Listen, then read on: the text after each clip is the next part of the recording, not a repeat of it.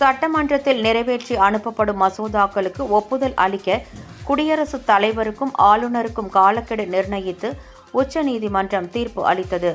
இந்த விவகாரம் தொடர்பாக குடியரசுத் தலைவர் திரௌபதி முர்மு 14 விளக்க கேள்விகளை உச்சநீதிமன்றத்திற்கு அனுப்பியிருந்தார்.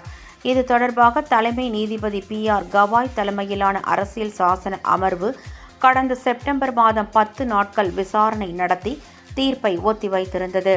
இதையடுத்து இந்த வழக்கில் இன்று தீர்ப்பு வழங்கிய உச்சநீதிமன்ற தலைமை நீதிபதி தலைமையிலான 5 நீதிபதிகள் கொண்ட அமர்வு மசோதாக்களை ஆளுநர் கிடப்பில் போடுவது கூட்டாட்சி தத்துவத்திற்கு எதிரானது என்றும் சட்டசபைகளால் நிறைவேற்றப்படும் மசோதாக்களுக்கு ஒப்புதல் அளிக்காமல் காலவரையின்றி ஒப்புதலை நிறுத்தி வைக்கக்கூடாது என்றும் கூறியுள்ளது.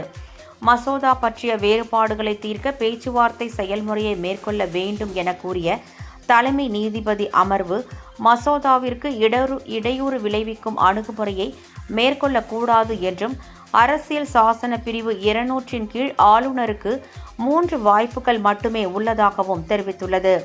அதன்படி மசோதாவிற்கு ஆளுநர் ஒப்புதல் அளிக்க வேண்டும் அல்லது திருப்பி அனுப்ப வேண்டும்.